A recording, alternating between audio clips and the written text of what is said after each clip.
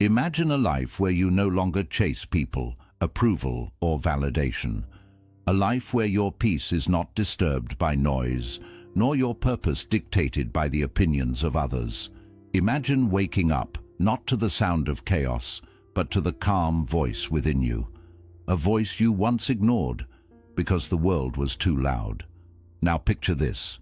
You're alone, but not lonely. You've let go of what no longer serves you, and in that silence, something awakens. Clarity, strength, truth. Buddhism teaches us that true transformation begins not in the presence of others, but in solitude, where your soul finally has space to breathe. This is your path to healing. This is how you rebuild yourself alone. And it starts right now with 12 Buddhist principles that will reshape your mind, renew your spirit, and return you to who you truly are. 1. Detach from the illusion of control. Most of our suffering comes from trying to control things we were never meant to. We want people to behave a certain way. We want life to go according to our plan. We expect situations to unfold exactly how we imagined.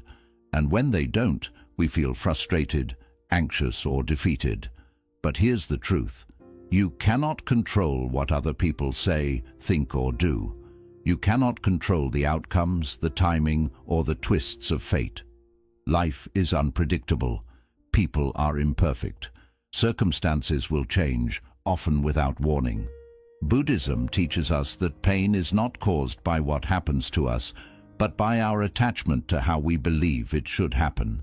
As Buddha wisely said, you only lose what you cling to. The tighter you hold on to expectations, the more you suffer when they're not met. But when you release that grip, something beautiful happens. You begin to experience life as it is, not as you demand it to be. Let go of trying to force outcomes.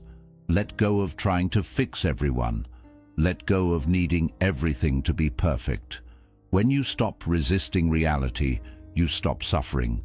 And in that surrender, you don't become weaker, you become wiser. Because now, instead of wasting your energy on what you can't control, you begin to master the one thing you always can. Your response. That's where your power is. Not in controlling life, but in how gracefully you meet it. 2. Sit with yourself, not your distractions. In today's world, it's easier than ever to run from yourself. Every time you feel discomfort, boredom, or sadness, there's a screen to scroll, a song to play, a video to watch, or a conversation to escape into. These things may seem harmless, but over time they create a dangerous habit. You start avoiding your own presence. You begin to fear silence. You begin to resist stillness. And slowly, without realizing it, you become a stranger to your own mind. Buddhism teaches that true healing and transformation only begin when you stop distracting yourself and start facing yourself. Why is sitting with yourself so important? Because underneath the noise is truth. Underneath the discomfort is clarity. And the emotions you've buried, those quiet whispers of sadness, guilt, or longing, are not trying to destroy you. They're trying to guide you. When you learn to sit alone, without reaching for your phone, without calling someone, without numbing your thoughts with noise, you begin to hear what your soul has been trying to say all along. You realize you're not empty. You're just unattended. You're not broken. You're just unheard. So sit, not as a punishment, but as a return to yourself. Let the silence feel awkward at first. Let the emotions rise. Observe them like passing clouds. Don't judge, just listen. Because the moment you become fully present with yourself, without needing anything else to escape into, you begin to remember who you really are, and that, in itself, is the beginning of transformation. 3. Embrace the pain that rebuilds you. Most people run from pain. It's natural. We think pain is something bad, something to avoid, something to fix as quickly as possible. But in Buddhism, pain is not the enemy. It's a messenger. It's a mirror. It's the crack through which light enters the soul. The truth is, growth never feels like comfort. It feels like loss, like confusion, like everything falling apart. But just like a seed must break open before it can grow into a tree, you must allow parts of yourself to break so you can rise into someone greater. Pain is not here to punish you. It's here to reshape you. When you sit with your suffering instead of numbing it or escaping it, you begin to understand its wisdom. That heartbreak, it showed you what you truly value. That failure, it taught you resilience you never knew you had. That silence, it brought you face to face with the parts of yourself that need healing. You can't rebuild yourself if you're always hiding from what hurts. And here's the shift. Instead of asking, "Why is this happening to me?" ask, "What is this trying to teach me?" This change in mindset turns pain into power. The most peaceful people you'll ever meet are not the ones who never suffered. They're the ones who look their pain in the eye, accepted it with grace, and let it transform them. So don't rush to escape what hurts. Let it burn away the old version of you, the one that was too afraid, too dependent, too lost. And from those ashes, a stronger, clearer, and wiser you will rise. This is the beauty of pain when met with presence. It doesn't just break you, it rebuilds you. 4. Simplify your life. Amplify your spirit. In a world that constantly pushes us to want more, do more, and become more, simplicity often feels like a weakness. But in Buddhism, simplicity is not a step backward. It's a return to clarity, a return to peace. Think about it. How many things do you carry, physically, mentally, emotionally, that you don't truly need? How much energy is drained managing things that add no value to your spirit?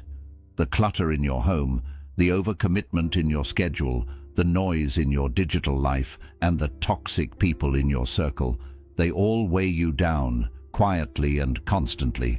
Buddha taught that desire is the root of suffering, not just material desire, but the craving for more recognition, more possessions, more distractions. But the path to transformation isn't found in adding, it's found in subtracting. Start by asking, what is truly essential to my peace? Simplify your surroundings. Let go of what you don't use. Simplify your relationships. Choose depth over quantity. Simplify your mind. Release thoughts that don't serve your highest self. When you begin to live with less, you actually feel more space to breathe, more time to reflect, more energy to grow. Simplicity doesn't mean you give up joy. It means you stop chasing what doesn't bring real joy in the first place. It creates a sacred space inside you where your spirit can rise, uninterrupted by noise or pressure. So, slow down, clear the excess. Let your life become quiet enough that you can hear your soul again. Because the more you simplify, the more you amplify who you truly are. 5. Become the observer, not the reactor. One of the greatest teachings in Buddhism is this: you are not your thoughts, and you are not your emotions. You are the one who watches them. But most people forget this. Sometimes something triggers them. A rude comment, a moment of fear, a painful memory. And they react without thinking. Anger takes over. Anxiety floods the mind. Sadness pulls them down. And before they know it, they're doing or saying things that only create more suffering. Buddhism teaches a different path, a path of awareness, a path of stillness. Instead of being pulled by your emotions, learn to observe them. Like clouds drifting across the sky, emotions come and go. You don't have to chase them. You don't have to become them. You simply watch. You breathe. You stay still. This is not easy at first. The mind wants to react. The ego wants to fight. The pain wants to scream. But when you pause, you give yourself power. You shift from automatic reaction to conscious response. And in that space between the trigger and your action, you find freedom. Here's the truth. Anger is not the enemy. Fear is not the enemy. Even sadness is not the enemy. The real danger is losing yourself inside of them.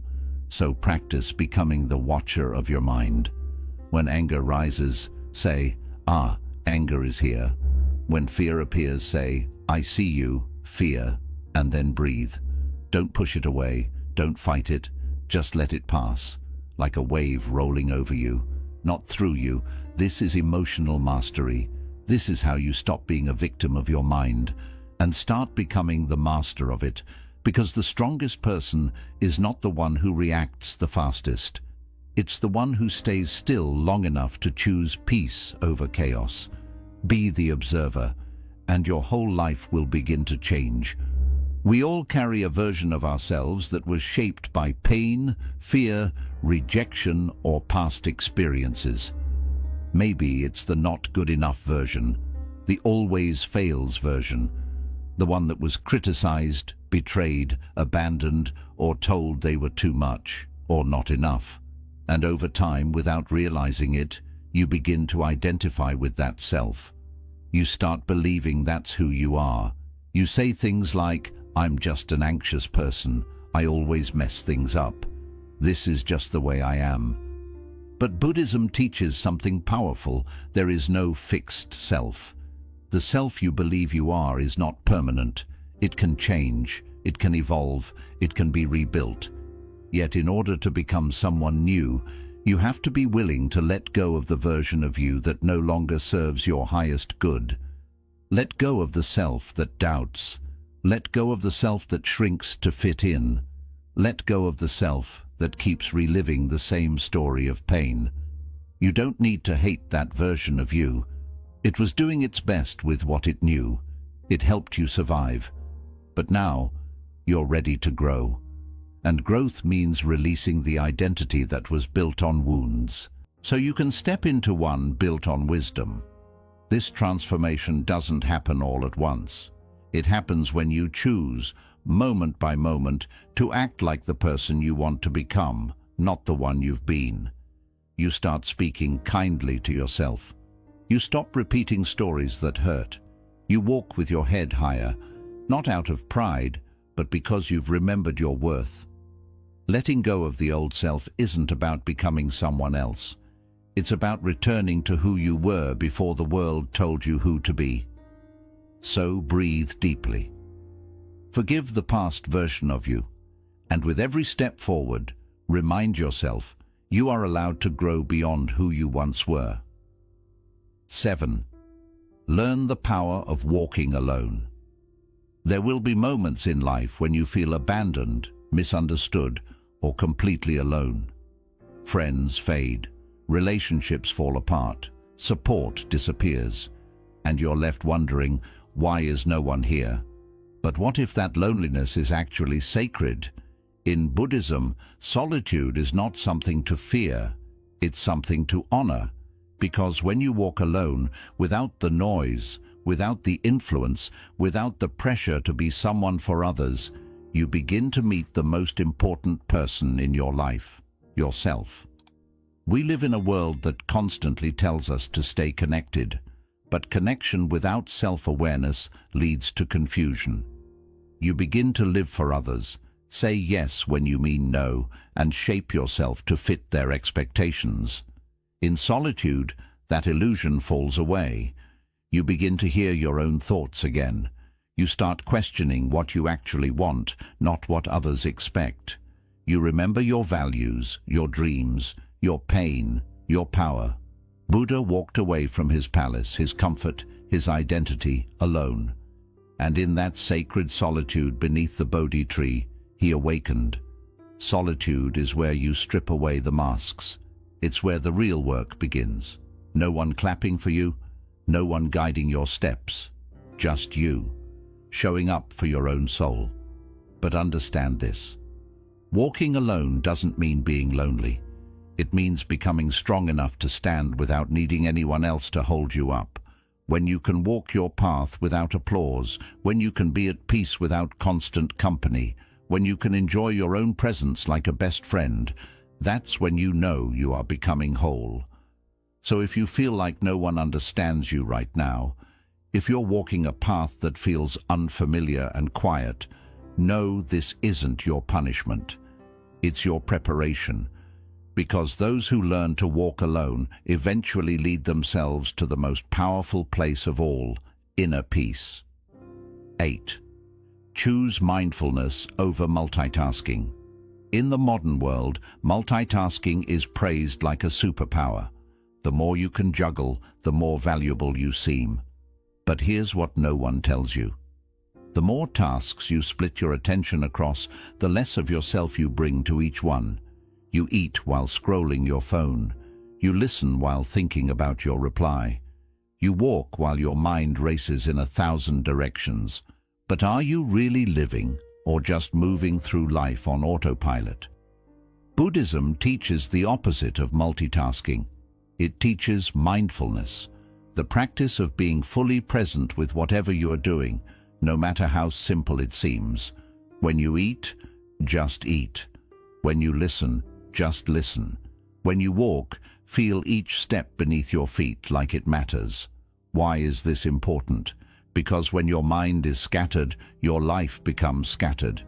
When your attention is divided, your energy is drained.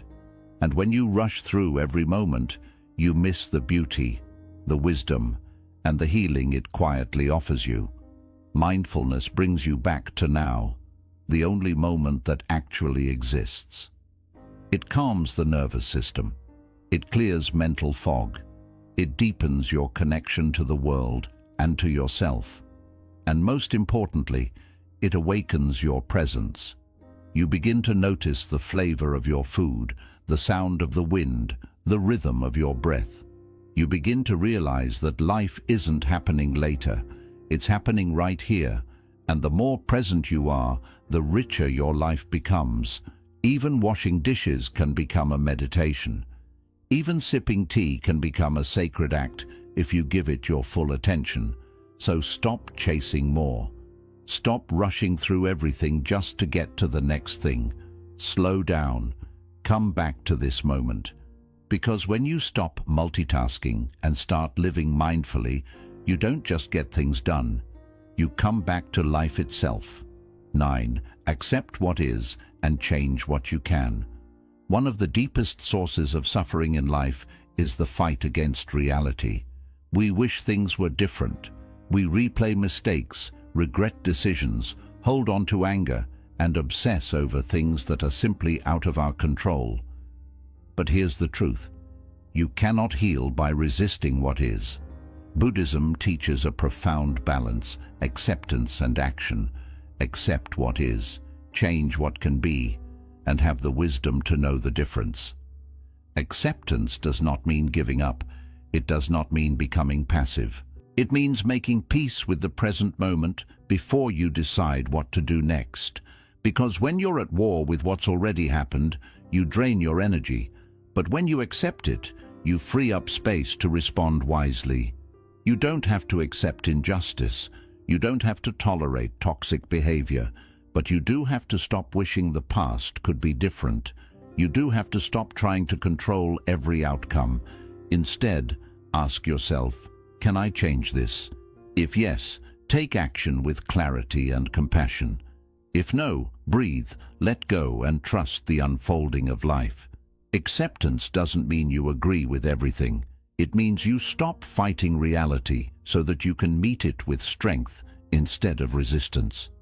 And action, true conscious action, comes from a still place, not a frantic one.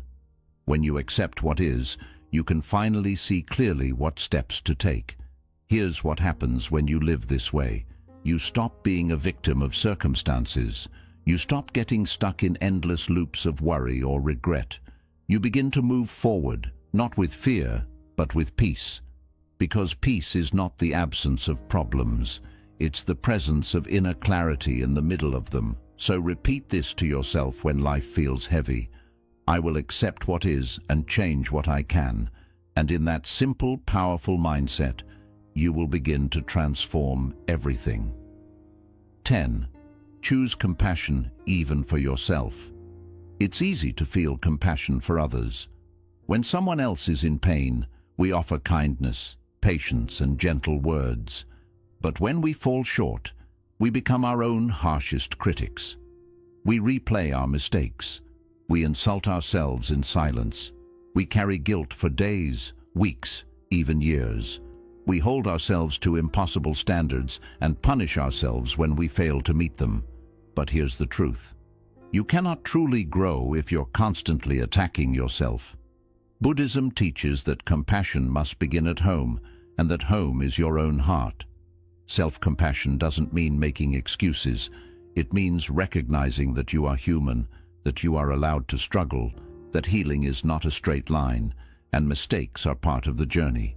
When you mess up, speak to yourself as you would to a dear friend. It's okay. You're learning. You're trying. You are still worthy. Because the voice you speak to yourself with becomes the environment your soul lives in. If that voice is harsh, your spirit hides. If that voice is kind, your spirit blooms. Think of a child learning to walk.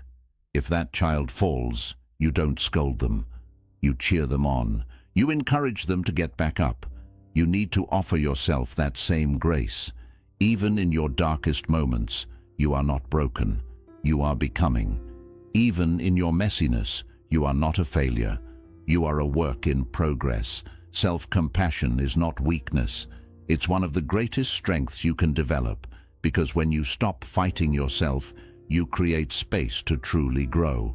So, pause. Place a hand over your heart. Take a breath and remind yourself, I am doing my best. I am learning. I deserve love, even from me. In that moment, transformation begins, not from force, but from gentle understanding. Because the path to healing is not paved with self-judgment. It's built with compassion, step by step, breath by breath. 11th, break the cycle by breaking the thought. Every day, thousands of thoughts pass through your mind. Some are harmless, some are helpful, but many, without you even realizing, are harmful. Thoughts like, I'm not enough, no one understands me, I always fail. What's the point in trying? And the more often these thoughts appear, the more power they gain. You don't just think them, you start to believe them.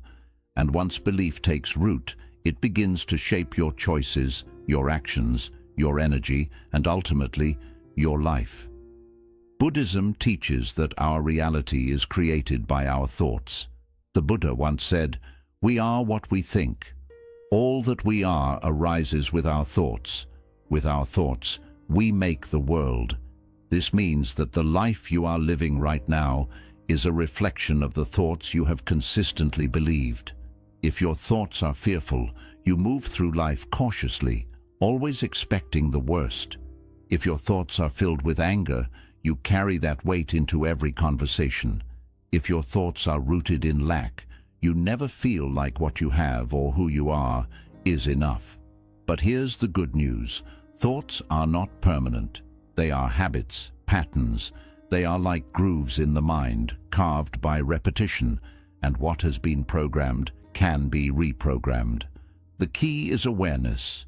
You must begin to watch your thoughts, not blindly follow them. When a painful or limiting thought arises, pause. Don't react. Don't obey it. Instead, ask yourself, is this thought true? Is this thought helpful? Is this thought leading me where I want to go? Most of the time you'll realize it's just an old loop, an outdated story your mind keeps telling because it's familiar, not because it's real. For example, when the thought appears, I always mess things up. You can catch it and say, that's a pattern, not a truth. I've made mistakes, but I've also learned. I've grown. I'm not the same person I was before. This is how you begin to break the cycle, by breaking the thought before it becomes a belief. But awareness alone is not enough. You must also replace the thought with something more aligned, more empowering. Instead of, I'm not good enough, try, I am growing, and growth is messy. Instead of, I'll never change, say, I've already changed in ways I never thought I could. Instead of, I'm too late. Tell yourself, right now is exactly where I'm meant to begin. This isn't toxic positivity. It's conscious mental training. It's about choosing thoughts that support your healing rather than sabotage it. Just like your body needs clean food to grow, your mind needs clean thoughts to thrive.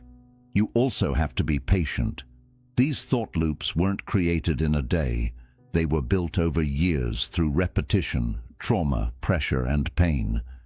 So be gentle as you begin to rewire your mind. Every time you interrupt a limiting thought, even once, you weaken its grip. Every time you choose a new thought, you strengthen a new pathway in the brain. This is neuroplasticity, the mind's ability to change itself. And Buddhism understood this long before modern science did. Meditation is one of the most powerful tools in this process. When you sit in stillness, you start to notice the noise in your head. You start to see the same thoughts rising again and again. And in that stillness, you gain space. The space to choose, to let go, to reframe, to breathe instead of react. Over time, this conscious choosing becomes natural. You no longer believe every thought that appears. You become the observer, not the prisoner. You begin to think on purpose, not out of habit. And this is when transformation happens, because when your thoughts change, your beliefs change. When your beliefs change, your energy changes. When your energy changes, your actions change. And when your actions change, your entire life begins to transform. So if you feel stuck in a cycle of fear, of anger, of sadness, look to your thoughts. What stories are you telling yourself? What assumptions are you clinging to? What labels have you outgrown? And most importantly, what new thought will you choose today? Because healing doesn't begin with a new job, a new person, or a new environment. It begins with a new thought. So break the cycle, catch the thought, challenge it, replace it. And with time, your mind will no longer be a battlefield. It will become your greatest ally. 12th, return to the breath. It is your anchor. In every moment of chaos, confusion, fear, or uncertainty, there is one thing that is always with you, always available, and always powerful enough to bring you back to peace. Your breath. It sounds simple.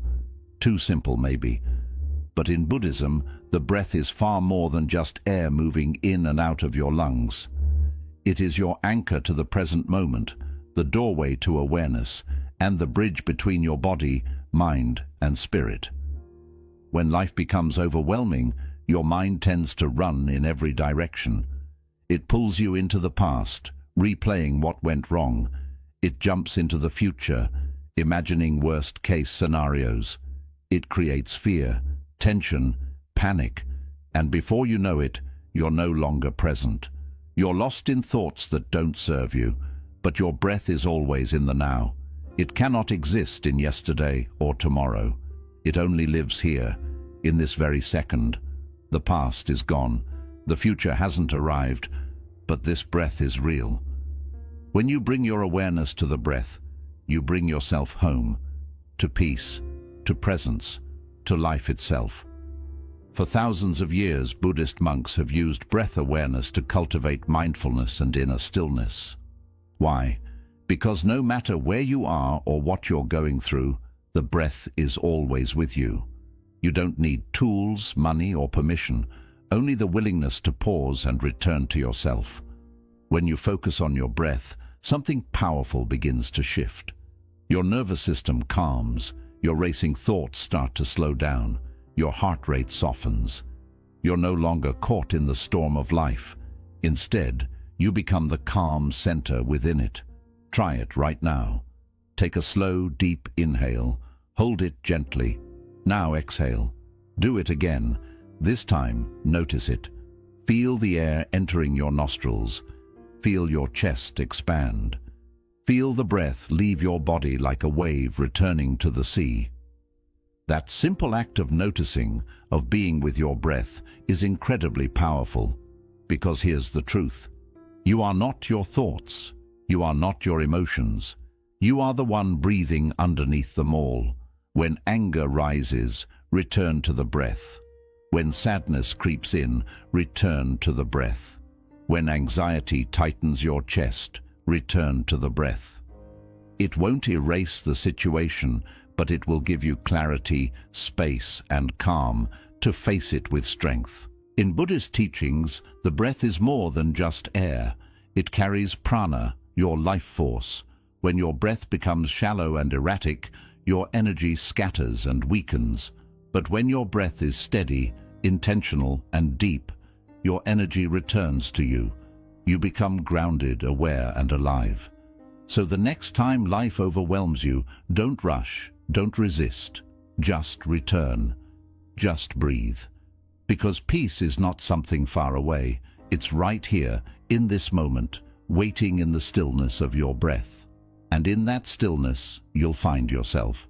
But when your breath is deep and intentional, your energy becomes steady, strong, and grounded. Many of us live disconnected from this power. We breathe unconsciously, fast and shallow, especially in moments of stress and anxiety. Yet the moment you begin to breathe consciously, with presence and purpose, something profound happens. You're not just calming yourself, you're reprogramming your entire mind-body system. This is why breathwork and meditation are more than just spiritual practices. They are tools for emotional healing, stress relief, and even physical well-being. And science backs this up. Studies have shown that mindful breathing reduces cortisol, the stress hormone. It improves heart rate variability, which supports emotional resilience. It boosts the immune system and enhances mental clarity. Through conscious breath, your entire system finds alignment.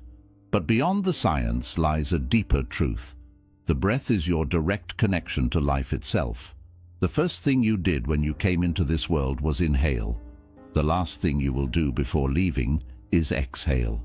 And every breath between those two moments is a chance to begin again. So when the weight of the world feels heavy on your shoulders, when your mind is spinning and your spirit feels lost, don't rush outward looking for relief. Just pause, close your eyes, place a gentle hand over your heart, and breathe. Let your breath become your prayer. Let it carry your pain, your worries, your tension.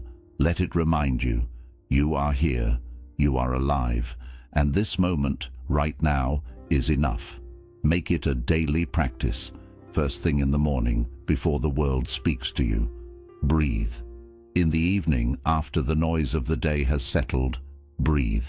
In between tasks, before reacting, before speaking, just pause and breathe. Even a single conscious breath has the power to shift your entire state of being. Because when you learn to master your breath, you begin to master your mind. And when you master your mind, you become free. Not because the world has changed, but because something within you has. So return to the breath again and again. Let it be your anchor when everything around you feels unstable. Let it be your teacher, your guide, your silent sanctuary. In the stillness between inhale and exhale, you will find yourself, not the version shaped by expectations and noise, but the version that has always been there, calm, present, and whole. That is where true transformation begins. In a world that constantly tells you to move faster, to achieve more, to be everywhere and everything at once, Buddhism whispers something different. Slow down, be still, go within. Because the transformation you are seeking will not come from applause, from people, or from possessions. It begins in solitude, in silence, in the courageous decision to rebuild yourself from within. These 12 principles are not just ideas, they are invitations. Invitations to let go of control, to sit with your own presence, to listen to the wisdom that lies hidden in your pain, to clear the clutter of your life, to respond, not react, to release who you once were, to walk alone but with strength. To live mindfully and intentionally is to accept what you cannot change, to offer yourself deep compassion, and to break the mental patterns that limit you. It means returning again and again to the breath that grounds you, to that simple, sacred rhythm that brings you home to yourself.